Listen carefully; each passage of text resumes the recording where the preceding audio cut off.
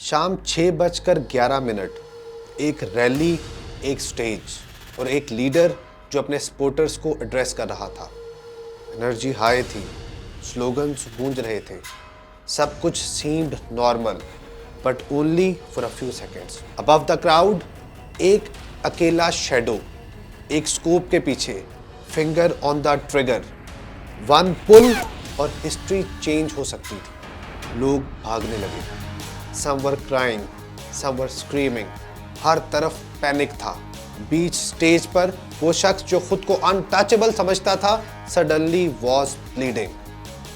The question was, who was the target? किसको मारने की कोशिश की गई और किसने मौत को चैलेंज कर दिया?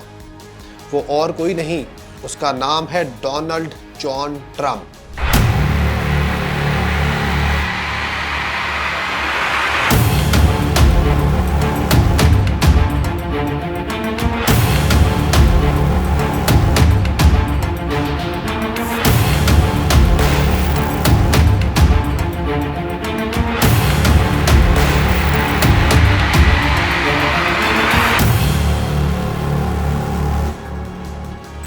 Outlier, famous और controversial.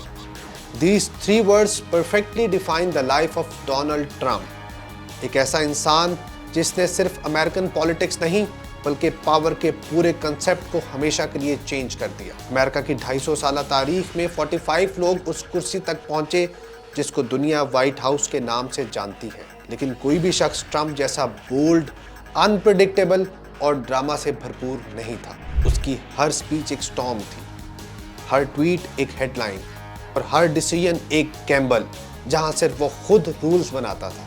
कभी बिजनेस टाइकून, कभी रियलिटी टीवी स्टार, कभी दुनिया का सबसे पावरफुल आदमी और कभी अपने ही मुल्क का सबसे बड़ा विलन। क्या स्कैंडल्स, लॉसूट्स और कंट्रोवर्सीज के पीछे एक ऐसा ट्रंप छुपा है जो बचपन से फेम, पावर और अटेंशन का एडिक्ट था? ये कहानी है उस इंसान की जो दुनिया को अपनी मर्जी से शेप करना चाहता था और शायद खुद को भी। ट्रंप 4 जून 1946 को एक बिजनेस फैमिली में पैदा हुआ। उसका दादा फ्रेडरिक ट्रंप असल में जर्मनी से माइग्रेट हुआ था और डोनाल्ड ट्रंप का फादर फ्रेड ट्रंप एक जर्मन रिफ्यूजी कैंप में पैदा हुआ। जब तक डोनाल्ड ट्रंप पैदा हुआ उसके फादर का नाम ऑलरेडी न्यूयॉर्क के बड़े बिजनेसमैन में शामिल था, मगर शायद यही अनलिमिटेड वेल्थ और लाइफस्टाइल का असर था कि डोनाल्ड ट्रंप एक टिपिकल स्पॉइल्ड रिच किड बन गया। इसी वजह से 13 साल की उम्र में उसे न्यूयॉर्क मिलिट्री एकेडमी भेज दिया गया, जहां पे उसने डिसिप्लिन, पावर और कमांड के पहले लेसन सीखे। 1964 में स्कूल से ग्रेजुएट होने के बाद ट्रंप ने फोर्डम यूनिवर्सिटी में एडमिशन ले लिया, लेकिन सिर्फ 2 साल बाद वो यूनिवर्सिटी ऑफ पेंसिल्वेनिया के वॉर्टन बिजनेस स्कूल चला गया, जहां से उसने इकोनॉमिक्स में डिग्री कंप्लीट की। इसी दौरान डोनाल्ड के बड़े भाई फ्रेडरिक जूनियर ने पायलट बनने का फैसला कर लिया। बदकिस्मती से 46 साल की उम्र में फ्रेडरिक जूनियर का अल्कोहल एडिक्शन की वजह से इंतकाल हो गया। ट्रंप के कहने के मुताबिक ये वो इंसिडेंट था जिसने उसे हमेशा के लिए ड्रग्स और अल्कोहल से दूर रखा और उसके अंदर एक अनयूजुअल डिसिप्लिन और कंट्रोल का एलिमेंट पैदा किया। 1971 में डोनाल्ड ट्रंप ने अपने फादर के रियल एस्टेट बिजनेस को संभाला और उसे नए नाम ट्रंप ऑर्गेनाइजेशन के जरिए एक बिल्कुल नए दौर में ले गया। एक इंटरव्यू में ट्रंप ने खुद बताया कि उसने अपने फादर से सिर्फ $1 मिलियन का छोटा सा लोन लिया था और यही सो कॉल्ड छोटा सा लोन उसकी एम्पायर की बुनियाद बना। आहिस्ता आहिस्ता ट्रंप ऑर्गेनाइजेशन सिर्फ अपार्टमेंट्स और बिल्डिंग्स तक लिमिटेड नहीं रही, बल्कि होटल्स, रिजॉर्ट्स, कैसीनोज और गोल्फ कोर्सेज तक एक्सपैंड हो गई। उसके प्रोजेक्ट्स जैसे ट्रंप टावर और ग्रैंड हाइट होटल उसके बिजनेस विजन और रिस्क टेकिंग स्टाइल की पहचान बन गए। मैनहट्टन के दिल में बना ट्रंप टावर सिर्फ उसका घर नहीं था, बल्कि उसके फेम का सेंटर पॉइंट भी बन गया। कैमरा फ्लैशेस, हेडलाइन और लग्जरी का सिंबल। पैसा कमाने के बाद ट्रंप ने मीडिया इंडस्ट्री में अपनी एंट्री शुरू की। ब्यूटी पेजेंट्स जैसे मिस यूनिवर्स, मिस यूएसए और मिस टीन यूएसए का ओनर बना और फिर 2004 में उसने लॉन्च किया एक ऐसा टीवी शो जो उसकी पॉप कल्चर आइडेंटिटी बन गया, द अप्रेंटिस। इस शो में लोग ट्रंप की कंपनी में जॉब जीतने के लिए compete करते थे और हर एपिसोड का क्लाइमेक्स होता था उसका एक iconic dialogue, "You are fired." In this boardroom, We've never had a team lose so badly. You're all fired. All four are fired. ये लाइन इतनी मशहूर हुई कि वर्ल्ड वाइड ट्रंप का सिग्नेचर बन गई। डोनाल्ड ट्रंप ने 3 शादियां की, जिसमें से इसके 5 बच्चे हैं, 3 बेटे और 2 बेटियां। डोनाल्ड की पहली वाइफ ने उसका एक अफेयर देखकर उससे डाइवोर्स ले ली और ये उस वक्त की सबसे एक्सपेंसिव डाइवोर्स थी।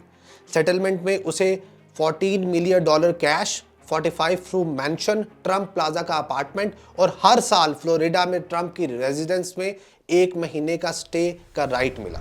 मगर ट्रंप की लाइफ सिर्फ शादी और ग्लैमर तक महदूद नहीं थी। वो हमेशा एक्स्ट्रा मैरिटल अफेयर्स और सेक्सुअल मिसकंडक्ट के एलिगेशंस की वजह से कंट्रोवर्सीज में रहा। ऐसे ही एक केस में उसे $88 मिलियन डैमेजेस का फाइन तक देना पड़ा। डोनाल्ड ट्रंप ने 2015 में जब अनाउंस किया कि वो यूएस प्रेसिडेंशियल इलेक्शन लड़ेगा तो दुनिया लिटरली शॉक हो गई।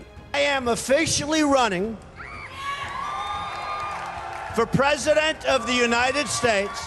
2015 में मैनहट्टन के अंदर ट्रंप टावर के बेसमेंट में 8 अमेरिकन फ्लैग्स के सामने खड़े होकर डोनाल्ड ट्रंप ने अपनी पहली पॉलिटिकल स्पीच दी। उस वक्त दुनिया को अंदाजा भी नहीं था कि ये स्पीच अमेरिका की हिस्ट्री का एक टर्निंग पॉइंट बनेगी।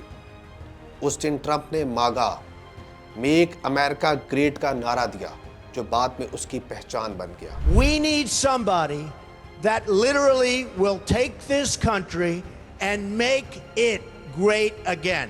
उसकी आंखों में एम्बिशन था और जुबान पे गुस्सा।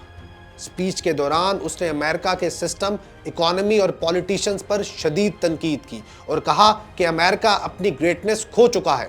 लेकिन सबसे ज़्यादा शौक तब लगा जब ट्रंप ने इमिग्रेंट्स पर क्रिटिसाइज किया। आयरनी ये थी कि वो खुद जर्मन इमिग्रेंट्स की 3rd जनरेशन से ताल्लुक़ रखता है, लेकिन फिर भी उसने कहा मैक्सिको अपने सबसे बुरे लोग अमेरिका भेज रहा है, क्रिमिनल्स और रेपिस्ट। उसने दावा किया कि अगर वो प्रेसिडेंट बना तो वो अमेरिका के बॉर्डर पर एक ग्रेट वॉल बनाएगा ताकि इलीगल इमिग्रेंट्स खत्म हो जाएं।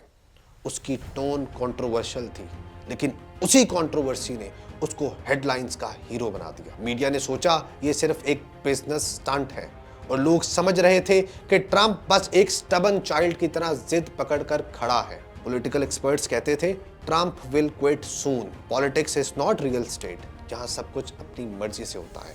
लेकिन किसी ने सोचा भी नहीं था कि सिर्फ 1 साल बाद ये आदमी व्हाइट हाउस का नया मेहमान बन जाएगा।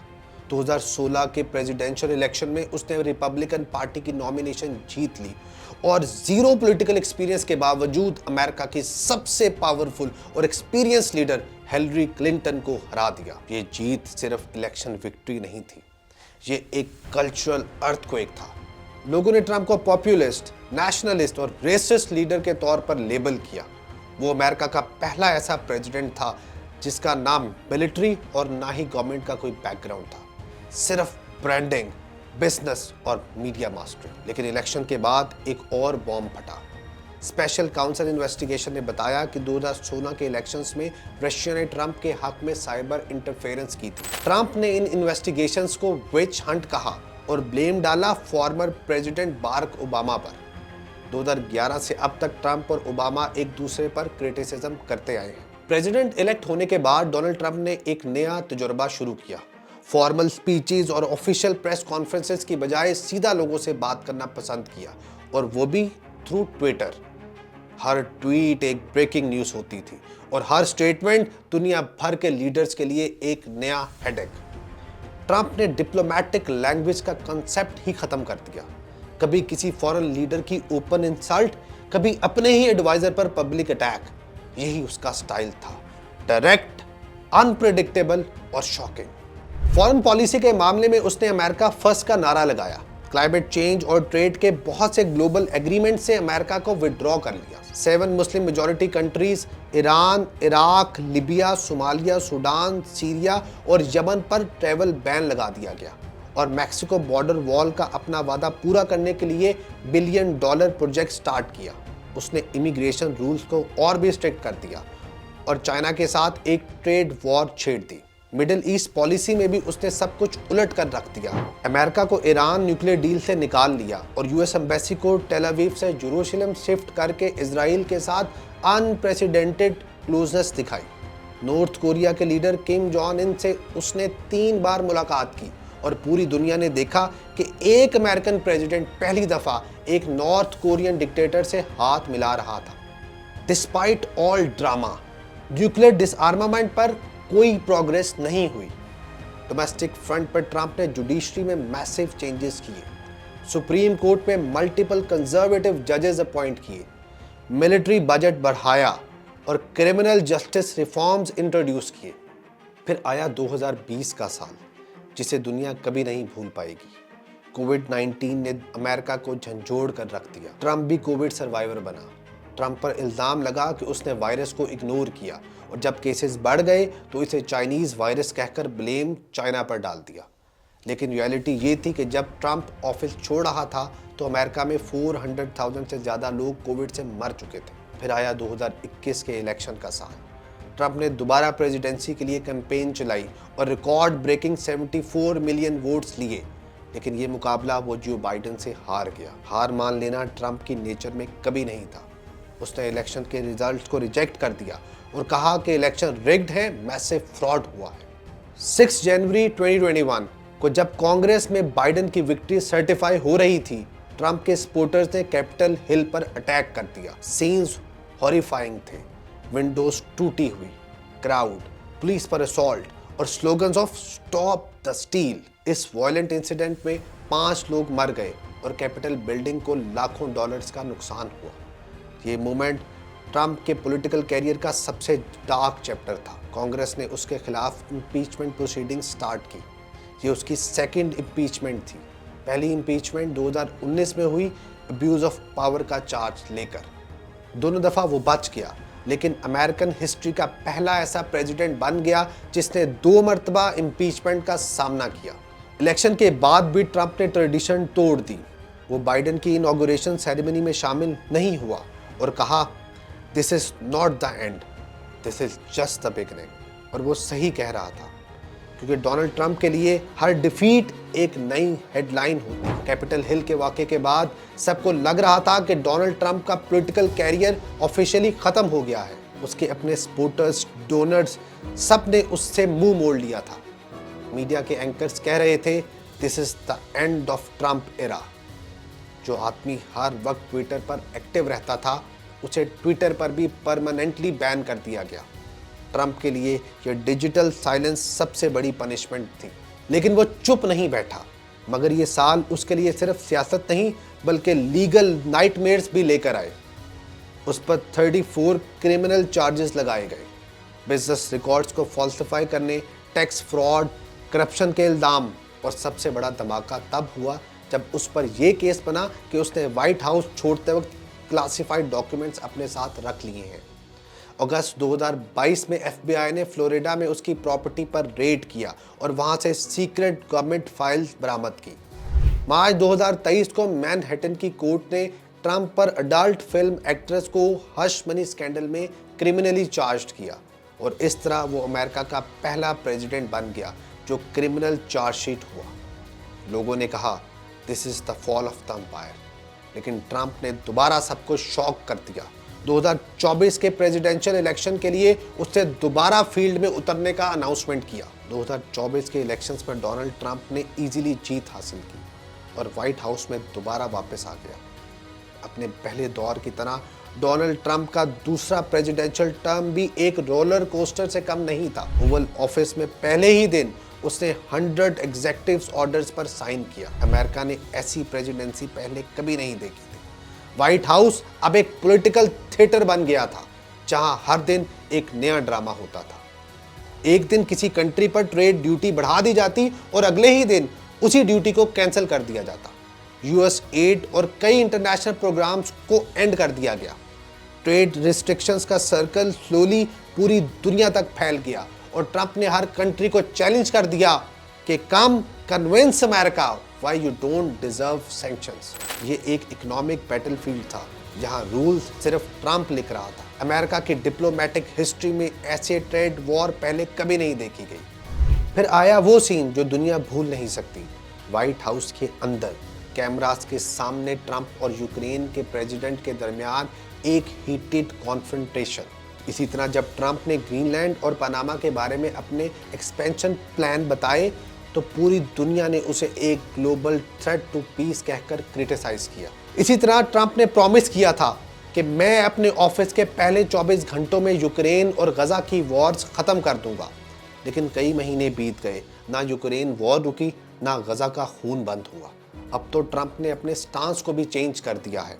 उसने 2 स्टेट सॉल्यूशन को रिजेक्ट कर दिया है और कहा कि Palestinian should relocate to Arab countries. Real estate businessman होने के नाते ट्रंप के नज़दीक गजा एक डेवलपिंग कोस्टल लैंड है, एक जगह जिसे वो इकोनॉमिक प्रोजेक्ट के तौर पर देखता है, इंसानी ट्रेजेडी के तौर पर नहीं।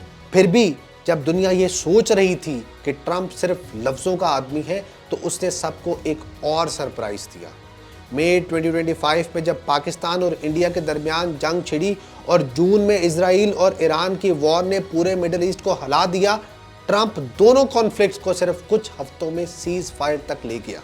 इतना तेजी से पीस डील फाइनलाइज हुए कि लोग कहते रह गए ये मुमकिन ही नहीं था। लेकिन ये ट्रंप एरा था दोस्तों, जहां मुमकिन और नामुमकिन का फर्क कुछ दिनों में बदल सकता था, जहां अमेरिका ईरान के साथ पीस डील कर सकता था और दूसरी तरफ अपने पुराने दोस्त कनाडा को ओपन थ्रेट्स कर सकता था। यही तो था ट्रंप का ग्रेट अमेरिका, जहां किसी भी वक्त कुछ भी हो सकता है।